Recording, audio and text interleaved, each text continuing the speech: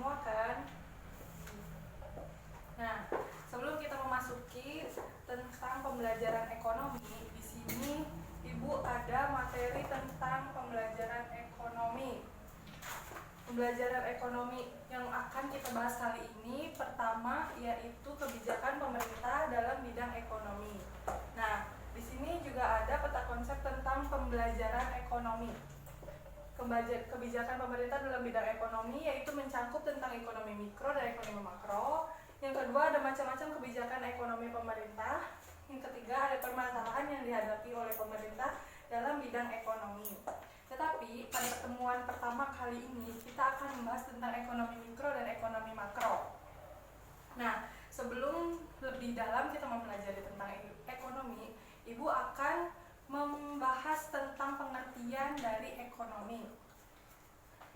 Ekonomi itu sendiri adalah ilmu yang mempelajari tentang aktivitas penjualan atau penerimaan yang mana berhubungan dengan produk dan pendistribusian barang ataupun jasa yang ditawarkan seseorang kepada orang lain.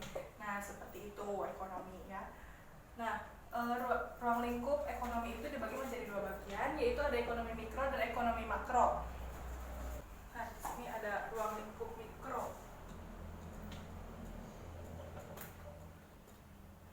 Ruang lingkup ekonomi dibagi menjadi dua bagian, yaitu ekonomi mikro dan ekonomi makro. Nah, seperti itu.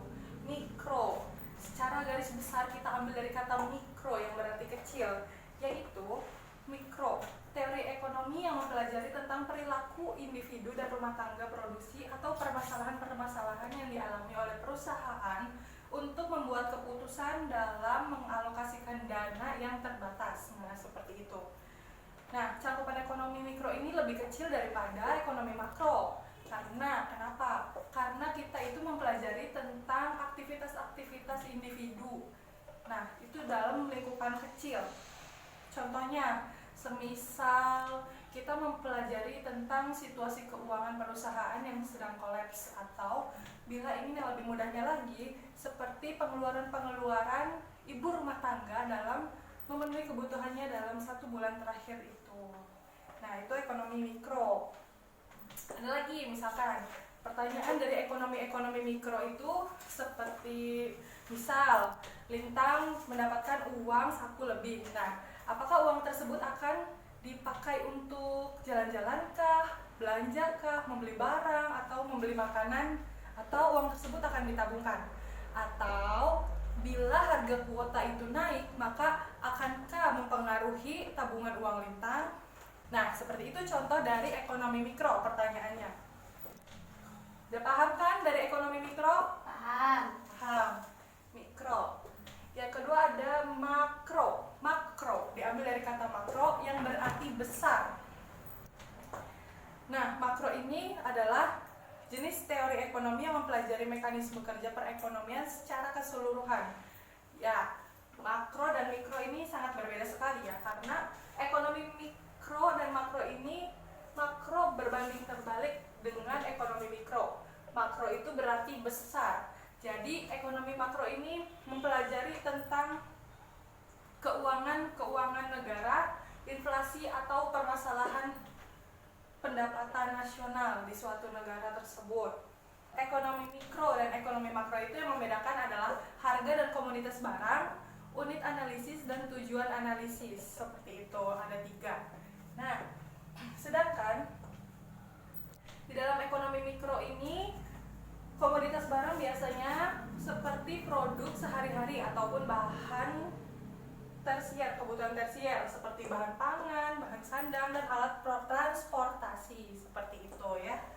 Lalu di dalam ekonomi makro, harga komoditas barang merupakan sesuatu yang lebih besar, cakupannya adalah negara. Semisal indeks harga konsumen dan beberapa hal lainnya menyangkut tentang kesejahteraan masyarakat. Nah, seperti itu ya. Di komoditas harga barang itu adalah salah satu pembeda dari ekonomi mikro dan ekonomi makro. Selanjutnya ada unit analisis. Nah, unit analisis itu yang membedakan antara ekonomi mikro dan ekonomi makro yang pertama ada ekonomi mikro, yaitu perubahan kegiatan ekonomi secara perorangan ataupun individual. Nah, sebagai contoh, ada permintaan dan penawaran. Selanjutnya, konsumen, perilaku produsen, dan pasar, penerimaan dan biaya serta laba atau rugi sebuah perusahaan. Nah, yang kedua itu ada ekonomi makro. Unit analisis dari ekonomi makro ini kegiatan ekonomi yang membahas kegiatan ekonominya secara menyeluruh, seperti itu. Apa sih contoh dari ekonomi makro ini? Coba Pak Bintang. Tahu ya. Nah, seperti yang tadi sudah dibahas, contoh dari kegiatan ekonomi ini adalah pendapatan nasional, inflasi, kesempatan kerja, dan neraca perdagangan. Nah, itu ya ke unit analisis dari ekonomi makro. Nah, di sini ada tujuan dari analisis ekonomi mikro dan ekonomi makro.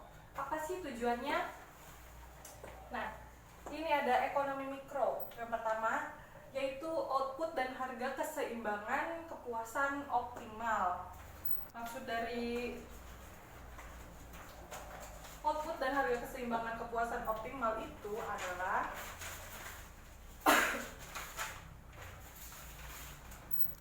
yang pertama itu adalah fokus tujuan analisisnya berpusat kepada cara pengalokasian sumber daya yang dimiliki supaya bisa meraih komponen yang lebih tepat, seperti kita mengeluarkan pengeluaran serendah-rendahnya dan serta pendapatan setinggi-tingginya. Itu tujuan analisis dari ekonomi mikro. Yang kedua ada tujuan analisis dari ekonomi makro, yaitu dalam ekonomi makro ada kesejahteraan masyarakat optimal. Nah, fokus tujuan analisis ini berpusat pada pengaruh kegiatan ekonomi yang dilakukan pada perekonomian yang terjadi secara menyeluruh pada suatu negara tersebut. Nah, itu ya. Jadi di dalam ekonomi mikro dan ekonomi makro ini tujuan analisisnya sangat berbeda sekali, yaitu tadi yang sudah dibahas, output dan harga keseimbangan kepuasan optimal ekonomi makro, sedangkan yang ekonomi makro itu kesejahteraan masyarakatnya optimal, seperti itu. Selanjutnya ada konsep dasar ekonomi mikro. Nah, ekonomi mikro dan ekonomi makro itu konsep dasarnya tentu jelas berbeda. Kenapa berbeda? Karena konsep dasar ekonomi mikro ini mencakup tentang cangkupan-cangkupan yang lebih kecil sifatnya, atau perilaku individu dan perusahaan, seperti pengertiannya. Nah, konsep dasar ekonomi mikro ini terdiri dari 3 teori. Apa saja sih 3 teori tersebut?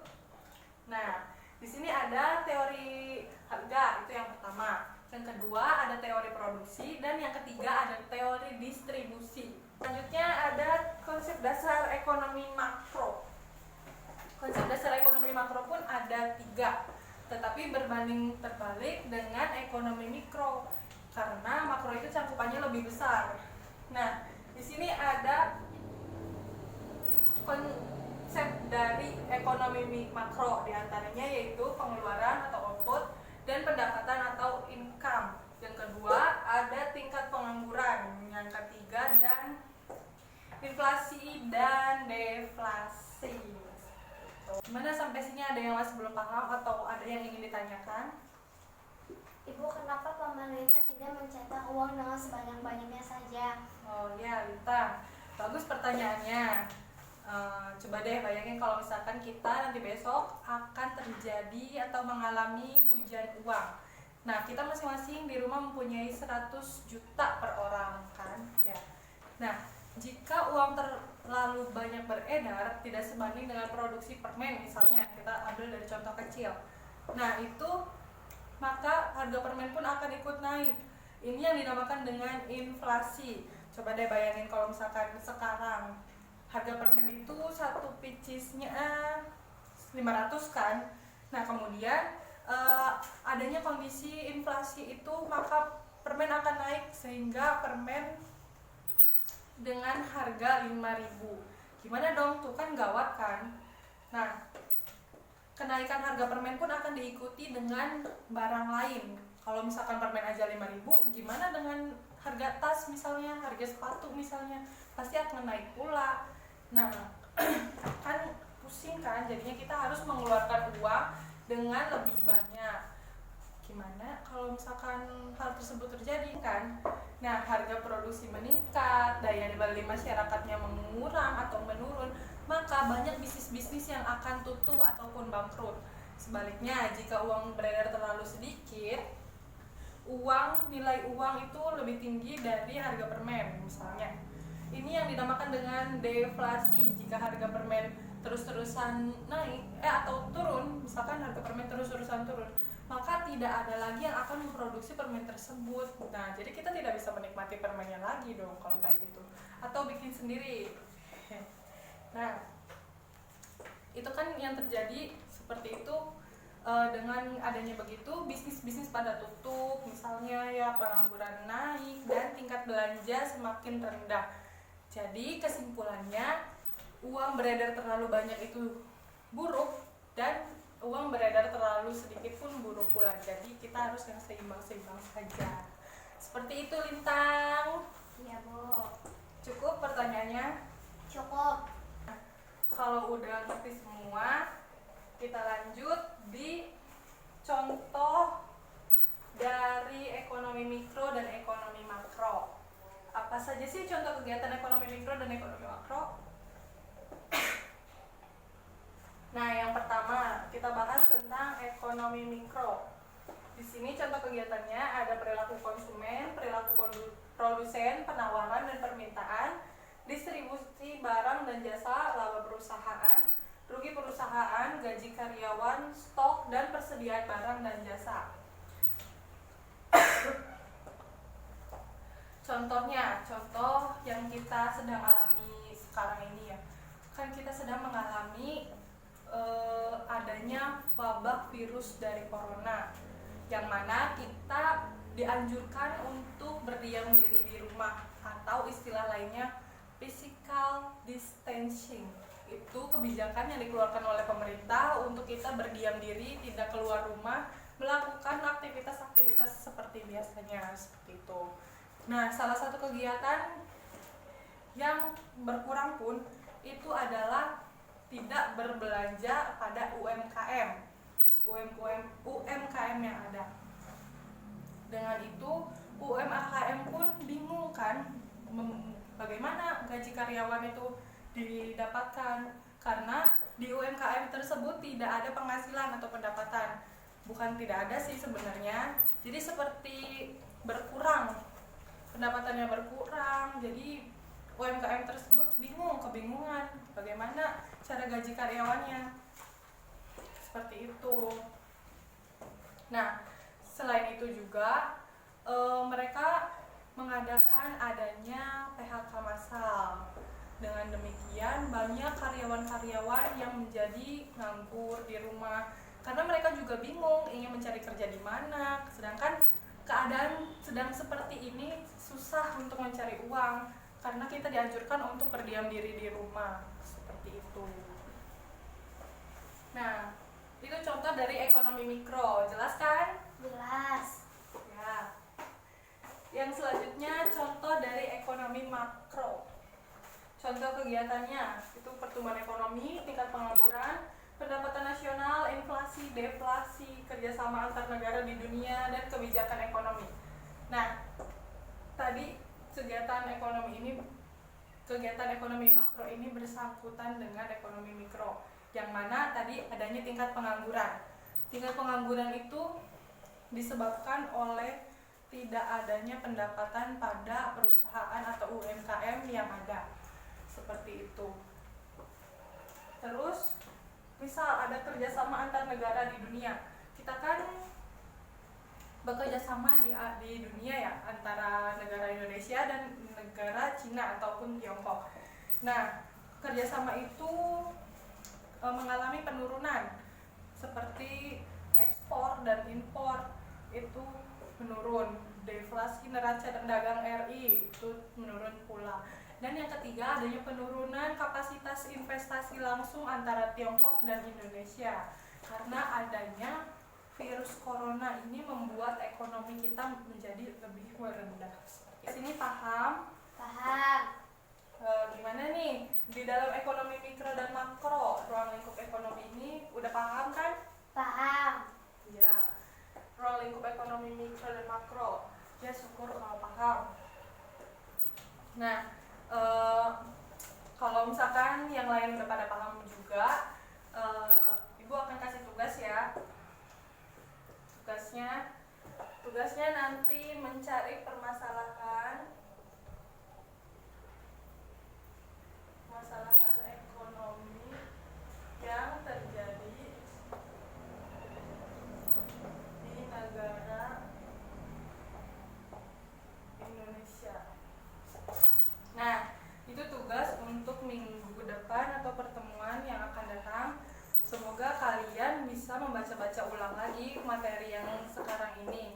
Nah, karena tujuan dari pembelajaran ekonomi mikro dan ekonomi makro ini membantu kita untuk menjadi warga negara yang cerdas akan kerjaan, melakukan suatu pekerjaan, dan memahami apakah pertumbuhan ekonomi di Indonesia dan negara ini gitu. Nah, kalau udah paham, gimana? Ada yang bisa simpulkan? Ya, sudah. Kalau misalkan tidak ada, saya simpulkan. Ibu simpulkan ya. Nah, ekonomi itu dibagi menjadi dua ruang lingkupnya, ekonomi mikro dan ekonomi makro. Konsep dasar ekonomi mikro itu ada 3, ekonomi makro ada 3. Ya, yang membedakannya antara harga komoditas barang dan unit analisis, tujuan analisis. Ada 3 seperti itu. Contoh kegiatan yaitu yang pertama, kita yang lebih mudah saja, permintaan dan penawaran suatu barang ataupun jasa itu di dalam masuknya ekonomi mikro, sedangkan ekonomi makro itu kerjasama antar negara di dunia dan tingkat pengangguran. Nah, seperti itu ya. Kalau misalkan sudah tidak ada yang dia tanyakan lagi, saya akhiri. Wassalamualaikum warahmatullahi wabarakatuh. Waalaikumsalam warahmatullahi wabarakatuh.